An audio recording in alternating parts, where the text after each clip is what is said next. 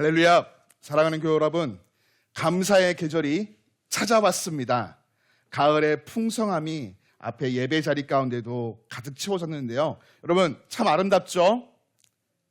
네, 하나님께 영광과 감사를 올려드립니다.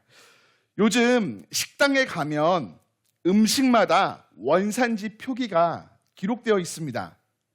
김치는 국산, 고등어는 노르웨이, 단무지는 일본.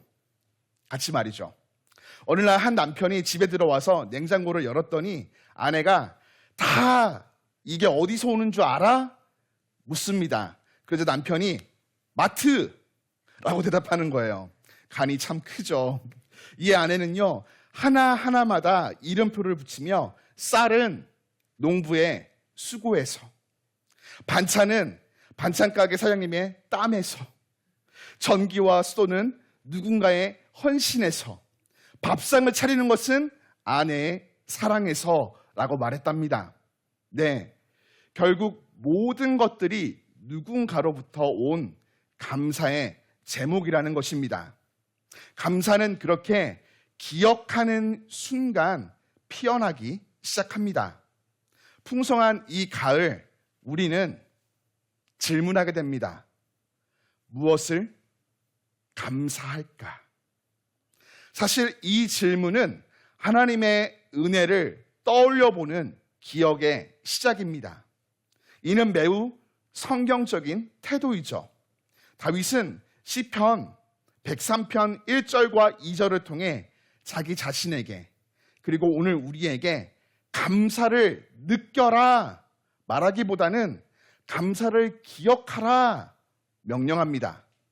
오늘 이 말씀은 우리 모두에게 주시는 초대이죠. 어린이도, 청소년도, 청년도, 장년도, 어르신들도 하나님이 베푸시는 은혜를 기억하며 감사의 마음을 새롭게 하는 시간이 되기를 주님의 이름으로 축복합니다. 이렇게 보니 기억하는 것과 감사하는 것, 이 사이에는요, 뭔가 깊은 연관이 있는 것만 같아요. 네, 맞습니다. 영어 단어 생각하다 또는 기억하다의 think와 감사하다의 thank는 같은 어원에서 나왔습니다. 감사는 단순히 감정의 반응이 아니라 생각, 즉 기억의 열매입니다. 생각이 깊은 사람은 감사할 줄 아는 사람으로 이 땅을 살아가지만, 반대로 생각 없이 사는 사람은 은혜를 깨닫지 못한 채 감사할 줄 모르고 불평 속에 살아가게 됩니다. 결국 생각을 멈추면 감사도 멈추게 되는 것이죠. 오늘날 많은 사람들의 영혼이 메말라갑니다. 그 이유는 감사할 일이 없어서가 아니죠. 내 삶에 함께 하시는 하나님을 향한 기억을 멈춰버렸기 때문입니다. 내 삶에 하나님께서 허락하신 하나님의 은혜보다 현실의 불평을 먼저 떠올리고, 이미 받은 구원의 감격보다 아직 채워지지 않은 소망만을 바라보며 바쁨과 분주함 속에서 기억하기를 잃어버린 것입니다. 그러면서 점차 하나님을 잊은 영혼으로 살아가게 됩니다. 그러나 반대로 하나님을 기억하며 베푸신 모든 은택을 되새길 때 우리 삶의 감사는 다시 피어나고 하나님과의 관계는 회복되기 시작합니다. 교우 여러분, 오늘까지 인도하신 하나님의 손길을 떠올려 보십시오. 어른들의 삶 속에서, 아이들의 학교 생활 속에서, 가정 가운데에서, 일상 속에서 하나님은 함께 하셨습니다. 고단한 하루 속에서 우리를 지켜주셨고, 걱정과 염려 속에서도 필요한 것을 공급해 주셨습니다. 마음이 무너질 때 위로와 평안을 주셨고, 피로한 몸을 쉬게 하시고, 마음의 상처를 싸매시며 힘들 때 새 힘을 덧입혀 주셨죠. 그렇습니다.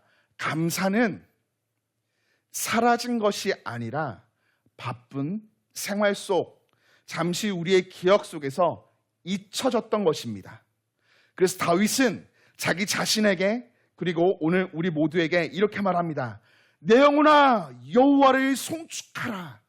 그리고 그의 모든 은택을 잊지 말지어다. 기억이 회복될 때 감사가 다시 흐르고 감사가 고백될 때 하나님이 보이기 시작하며 우리 마음에 찬양이 다시 살아납니다. 시편 103편을 통해 다윗은 자신의 삶에 자리했던 수많은 실패와 회복, 하나님께서 베푸신 은택을 하나하나 되새기며 감사를 고백합니다. 여러분, 이것은 단순한 감사의 노래나 사건의 목록이 아니에요. 하나님을 기억하며 그 이름을 새기고 고백하는 신앙의 회고록이죠. 그는 하나님께 받은 모든 은택을 기억하며 그 은택 속에서 하나님이 어떤 분이신지를 발견하고 경외함으로 찬양합니다. 다윗이 기억하며 감사를 고백하는 하나님, 어떤 분이셨을까요? 첫째, 함께 읽겠습니다. 용서의 하나님이십니다. 다윗은 3절에서 그가 내 모든 죄를 사하시며 라고 고백합니다. 다윗은 하나님께 죄의 용서함을 경험한 사람이었어요. 그의 생애 가장 깊은 상처는요, 죄의 문제였어요. 죄를 범했고 오랜 침묵 속에서 고통을 경험했죠.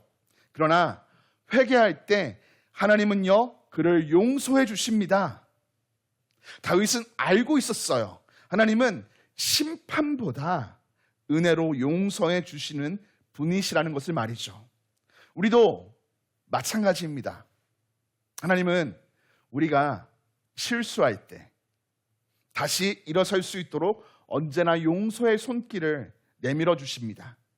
또한 나를 용서하고 다른 사람도 용서하는 삶을 살아가게 하시죠. 감사는 내가 용서받은 사람이라는 것을 기억할 때 우리의 마음 가운데서 피어나기 시작합니다. 저와 여러분의 하나님은 용서의 하나님이심을 잊지 마시기를 바랍니다. 둘째, 함께 읽겠습니다. 치유의 하나님이십니다. 다윗은 3절을 통해서 이렇게 고백해요. 함께 읽겠습니다. 내 모든 병을 고치시며. 하나님은요, 몸이 아플 때뿐만 아니라 우리의 마음이 아플 때에도요, 고쳐주시는 분이세요. 다윗은 수많은 전쟁과 추격, 배신 속에서 몸은 물론이고 마음 또한 피폐해졌습니다. 하나님은 그의 육체뿐만 아니라 그 영혼의 상처까지 치유해 주시죠. 하나님은 어린 자녀로부터 시작해서 노년에 이르기까지 상한 마음과 감정의 상처를 만져주시고 걱정과 불안 속에서 위로와 평안을 허락해 주십니다. 육체 가운데 치유의 은혜를 베풀어 주시고 질병 중에서도 평안을 허락해 주시는 것이죠. 감사는 단지 병이 나았기 때문이 아니라 나의 인생의 그 고통 중에 함께 하시는 하나님을 바라보며 기억하게 될 때 고백되어집니다. 바로 그분이 우리 하나님이시기 때문이죠. 셋째, 함께 고백하시겠습니다. 구원의 하나님이십니다.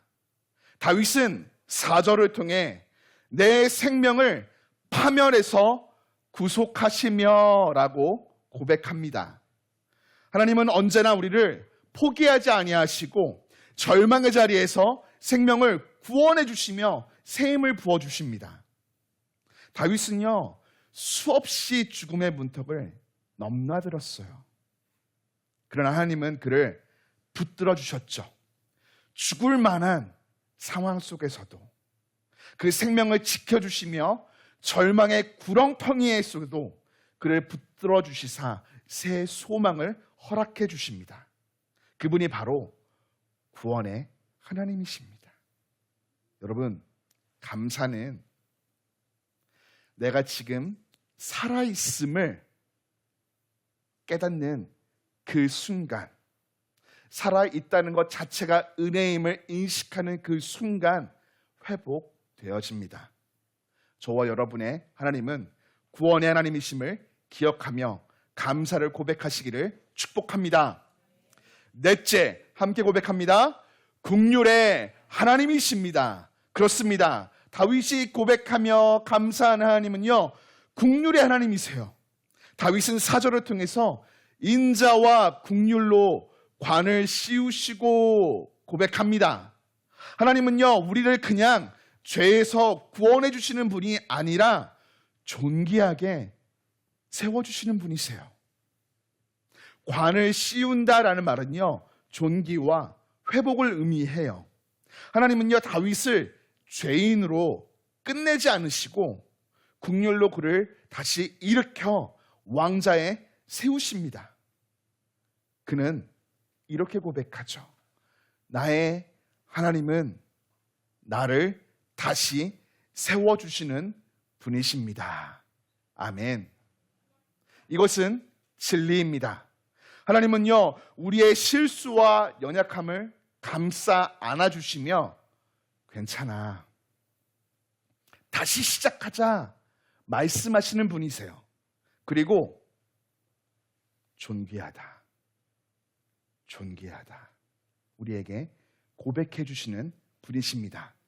감사는 실패로 끝나지 않는 우리의 인생의 이야기 속에서 하나님의 긍휼하심을 발견할 때 입술 가운데서 고백되어집니다.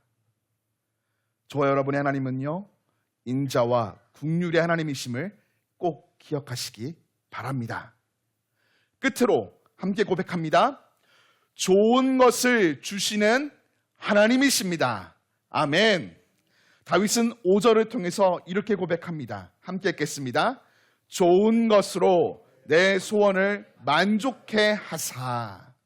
하나님은요, 늘 우리에게 필요한 것을 아시고 가장 좋은 것을 가장 적절한 때에 부족함 없이 채워주십니다. 우리가 먹는 음식, 입는 옷, 숨쉬는 공기, 학교에서 만나는 친구, 가족, 교회, 직장까지도 때를 따라 돕는 은혜로 모든 것이 하나님께로부터 우리에게 주어지는 것이죠. 감사는요, 우리가 원하는 것을 다 얻었기 때문에 드리는 것이 아니에요. 하나님이 여전히 내 삶에 선하심을 믿는 확신 가운데서 드리는 것이 바로 감사입니다. 저와 여러분의 하나님이 좋은 것을 주시는 선하신 하나님이심을 기억하시기를 축복합니다. 이것뿐일까요? 아니겠죠. 노하기를 더디하시는 하나님, 공의를 행하시는 하나님, 기억하시는 하나님, 언약을 지키시는 하나님, 통치하시는 하나님, 사랑의 하나님, 또한 너무나 많은 하나님의 성품들이 우리의 삶 가운데, 또한 성경 말씀 가운데 기록되어 있습니다. 누군가는 이렇게 말합니다. 감사는 나의 일상에 일어난 사건을 바꾸지 않지만 사건을 바라보며 해석하는 시선을 바꾼다. 감사는 나의 일상에 일어난 사건을 바꾸지는 않지만 그 사건을 바라보는, 해석하는 나의 시선을 바꾼다라고 말합니다. 그렇습니다. 감사는 상황을 해결하는 힘이 아니라 하나님을 다시 보게 하는 눈을 열어줍니다. 사랑하는 교회 여러분, 다윗의 시편은 오래전 한 사람의 고백이지만 그 안에는요, 오늘 우리 모두의 이야기가 담겨 있어요. 이제 그 하나님을 우리의 이야기 속에서 다시 만나보고자 합니다. 오늘 말씀을 마음에 새기며 하나님이 내게 그리고 우리 가정 가운데 어떤 은혜를 베푸셨는지 함께 되돌아보고 싶습니다. 먼저 하나님의 손길을 기억하십시오. 오늘 여러분의 삶 속에 베풀어 주신 하나님의 은혜를 떠올려 보세요. 스스로 물어보세요. 나는 2025년 한 해 동안 어떤 하나님을 경험했지? 하나님은 오늘도 여러분의 삶 속에서 쉬지 않고 일하고 계십니다. 때로는 지켜주시고, 때로는 회복시키시며, 때로는 공급하시고, 위로해 주시고, 치유해 주십니다. 그 모든 은택을 잊지 말아야 합니다. 지금 여러분의 손에 있는 주보에 말씀 노트를 잠시 펴보시겠어요? 주보의 말씀 노트를 보시면 여러분이 직접 기록해 볼 수 있는 칸이 준비되어 있습니다. 그곳에 올해 하나님이 여러분에게 베풀어 주신 은혜를 마음에 떠올려 보면서 지금 기록해 보십시오.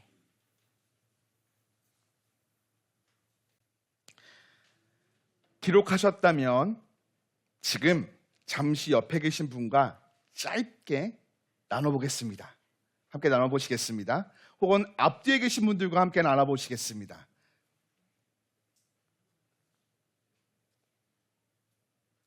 자, 그렇다면 다음으로 하나님을 바라봐야 합니다. 그 기억 속으로 조금 더 깊이 들어가 보고 싶어요. 그때 느꼈던 감정, 사건보다 그 속에 나와 함께 하셨던 하나님을 바라보십시오. 내가 허락된 은혜를 되새기며 감사를 고백함에 상황과 사건이 아니라 하나님이 중심이 되셔야 되는 거예요. 그리고 그 하나님의 성품을 기록해 보십시오. 오늘 우리가 기록하는 한 문장의 고백이 왜 이런 일이 내 삶에 일어났을까? 이것보다는 그 일 속에 어떤 하나님이 계셨을까? 어떤 하나님의 손길이 임했을까로 바꾸어 보시는 것입니다. 나의 하나님은 인내를 가르치시는 하나님이셨습니다. 나의 하나님은 평안을 주신 하나님이셨습니다. 나의 하나님은 기다림을 배우게 하신 하나님이셨습니다. 라는 고백처럼 은혜의 자리에서 여러분은 어떤 하나님을 경험하셨는지요? 지금 그 기억을 잊기 전에 조용히 적어 보십시오. 모든 은혜의 뒤에는 그 일을 행하시는 하나님의 자기 계시, 자기 소개가 담겨 있습니다. 이를 놓치지 말고 지금 기록해 보시겠습니다. 자, 기록하셨다면 다시 한번 옆에 계신 분들과 짧게 내가 경험한 하나님은 이런 하나님이십니다 라고 나눠보시겠습니다. 끝으로 그 하나님께 우리 고백해야 해요. 때로 감정이 메말라도 믿음으로 이렇게 선포하십시오. 내 영혼아 여호와를 송축할지어다. 감사는 상황의 반응이 아니라 신앙의 선택이며 믿음의 고백입니다. 기억함으로 감사하고 감사함으로 하나님을 찬양하는 것입니다. 여러분, 나에게 은혜를 베풀어 주신 그 하나님께 어떤 고백을 올려드리고 싶으신가요? 기록해 보십시오. 하나님께 올려드릴 짧은 찬양의 고백도 지금 한번 기록해 보시면 좋을 것 같습니다.